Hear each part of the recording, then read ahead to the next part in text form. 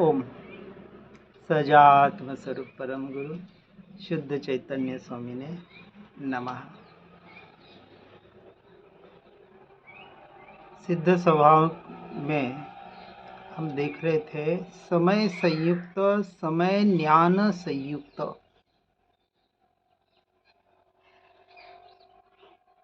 अर्थात जो अपने समय में अपनी आत्मा में संयुक्त है, तो किस तरह से कि जिस आत्मा का मुख्यता से ज्ञान स्वभाव की अपेक्षा से कथन किया जाता है, प्ररूपण किया जाता है, ऐसे ज्ञान स्वभाव से जो संयुक्त है, इसलिए आत्मा का अर्थात मेरा, हर जीव को ये सोचना है, एक स्वभाव है जिसे सिद्ध स्वभाव कहा। जो सिद्ध परमात्मा का स्वभाव है, निरंतर जो उनकी क्रिया हो रही है, स्वयं से स्वयं को जानने की, स्वयं से स्वयं में स्थिर रहने की, वही मेरा स्वभाव है। और इसी के आधार पर शून्य स्वभाव की बात आती है। इसलिए कथन करने की जो पद्धति और बात है, उसको अपेक्षा से बराबर समझना है कि वस्तु जो आत्मा है, जैसे सिद्ध स्वभाव से अभिन्न है, ठीक उसी प्रकार शून्य स्वभाव भी संयम संयुक्त, ज्ञान संयुक्त ऐसा आत्मा से अभिन्न है। आत्मा के अनंत गुण स्वभाव भी परस्पर में अभिन्न है,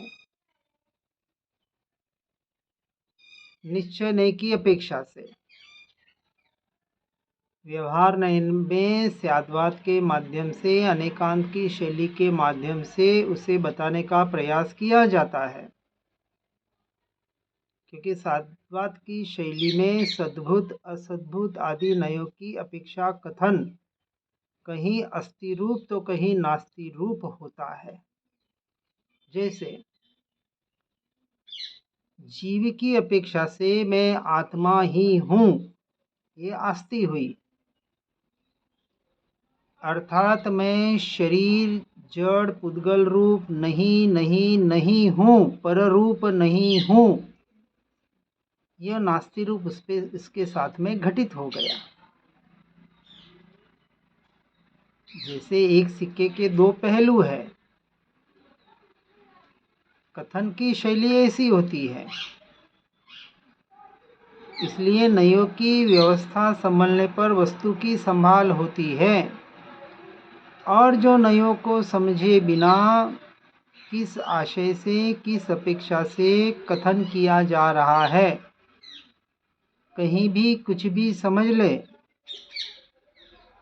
वस्तु को कैसा भी कहें, तो समझिए वह वक्ता या श्रोता उस मूल से कोसों दूर है। निश्चय जब मुख्य होता है तो व्यवहार गौण होता है, और व्यवहार की मुख्यता कहते हैं तब निश्चय गौण होता है। किसी का भी निरोध नहीं होता, विरोध नहीं होता। दोनों की अपनी अपनी योग्यता है, दोनों की अपनी अपनी जरूरत है। किस अवस्था में किस अपेक्षा से कहाँ जा रहा है, और मैं किस अवस्था में हूँ, मुझे अभी क्या करना है। मैं आत्मा हूँ, कुछ खाता पीता नहीं, और कुछ भी खाने पीने लग जाए तो भटकने वाला है। इसी तरह से किसी भी हर क्रिया में इसको बराबर लगाना है। तो जहाँ व्यवहार अपेक्षा से कथन, निश्चय अपेक्षा से कथन, और सब कुछ करके अंत में तो द्रव्य दृष्टि ही करनी है। इसलिए द्रव्य दृष्टि से एकेंद्रियादि सभी जीव अर्थात निगोद से लेके सिद्ध परमात्मा तक समय संयुक्त है, ज्ञान संयुक्त है, यह शक्ति अपेक्षा है। सभी जीव सिद्ध सम कहा, हर जीव में ज्ञान पूर्ण का पूर्ण केवल ज्ञान स्वरूप पड़ा हुआ है, यह शक्ति अपेक्षा से कथन हुआ। लेकिन प्रगटता की अपेक्षा से संसारी जीव में अभी संपूर्णतः प्रकट नहीं है, अभी अधूरी दशा है, और सिद्ध स्वभाव की परिपूर्ण दशा है। परंतु मिथ्या मूर्छा के कारण ज्ञान भी मूर्छित रहता है। जिसका श्रद्धान मिथ्या है, समझ उल्टी है, सही तरीके से समझ नहीं पा रहा है, इसलिए निश्चयाभासी, व्यवहाराभासी और उभयाभासी अर्थात उसे आभास हो रहा है कि मैं कर रहा हूँ वो सही है, और उसी को वो मोक्ष मार्ग मान रहा है, यथार्थ समझ न लाकर। इसलिए जीवन मुक्त सम्यक दृष्टि साधक को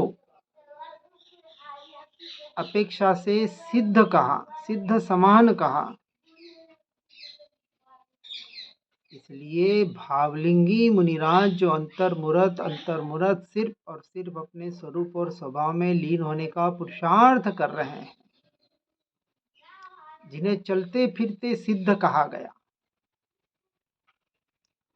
साधक को सिद्ध कहने का अभिप्राय है कि साधक की मूर्छा समाप्त होने से मोक्ष में भी उसकी आकांक्षा नहीं रहती।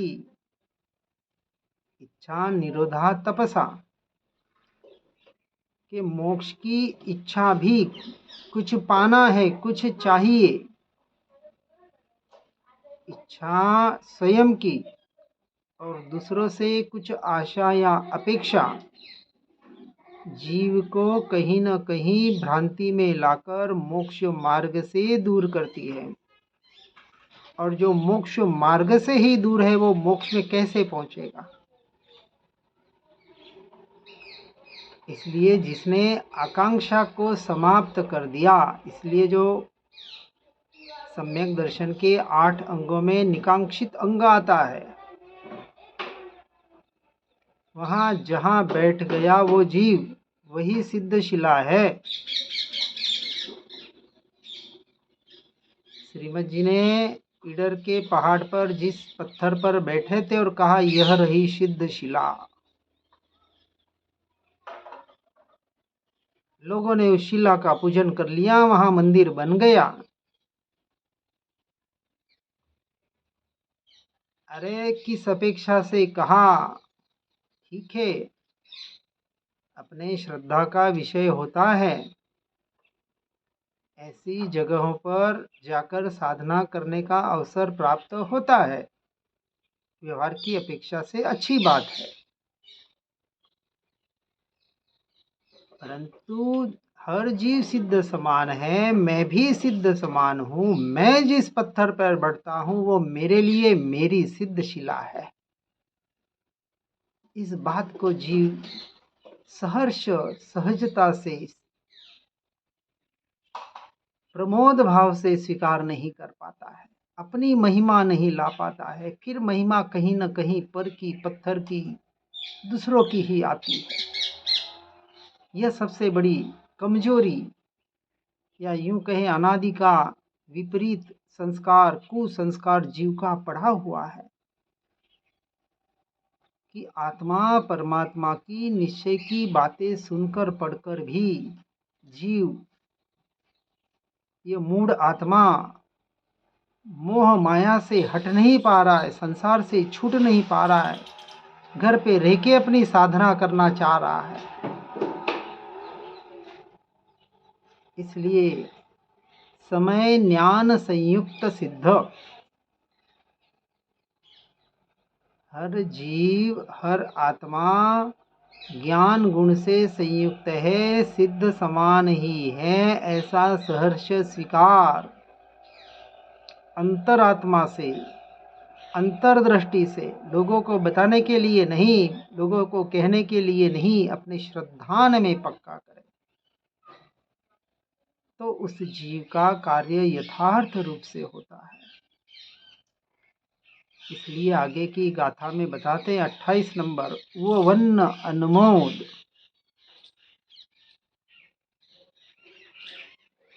4 शब्द आते हैं, व, उवन, उवन्न और उवन्न।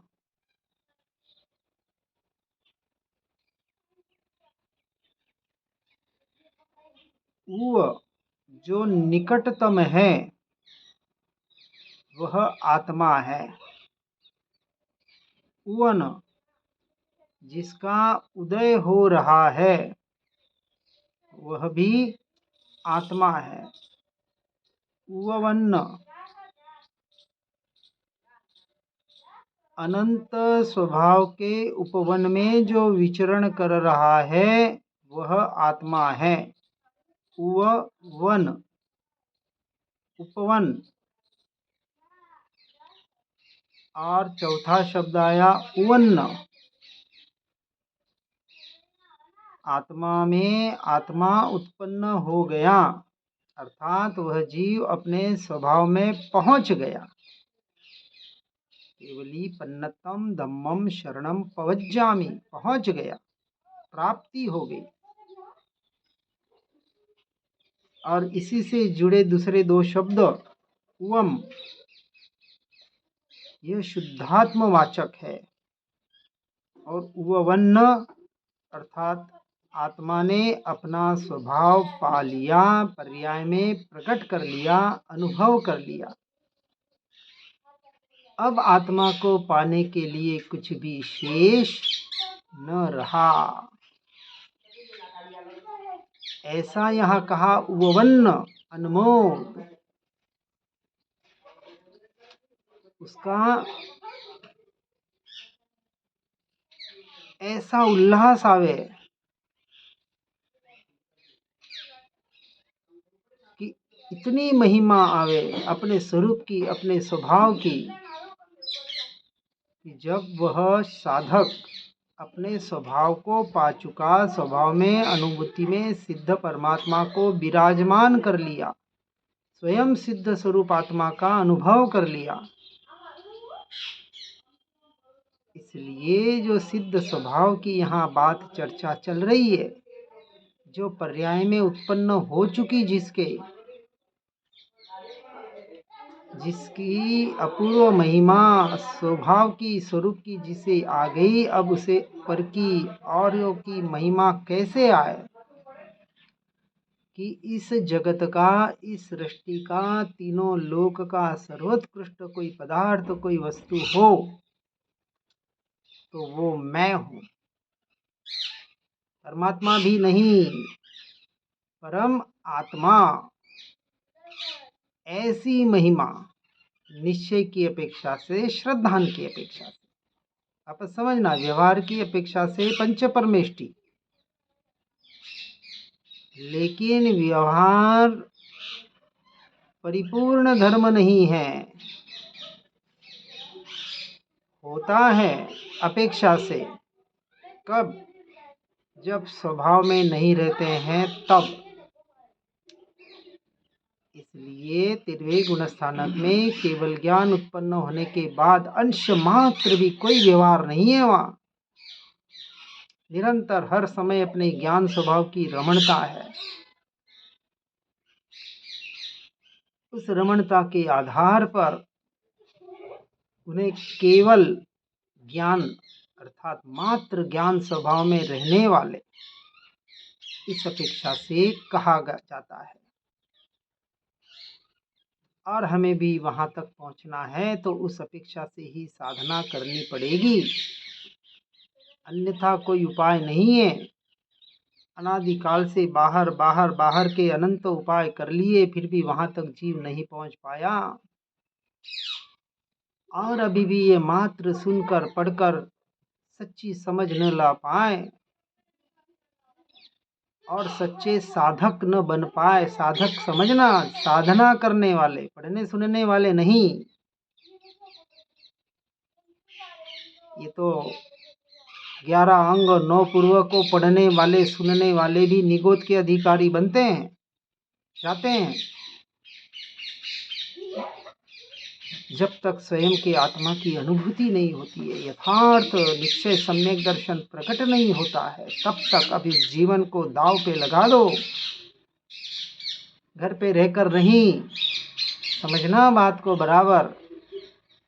साधना क्षेत्र में जाके सत्संगियों के साथ रहकर सिर्फ और सिर्फ भेद विज्ञान के द्वारा स्वभाव रमणता की, स्वरूप रमणता का पुरुषार्थ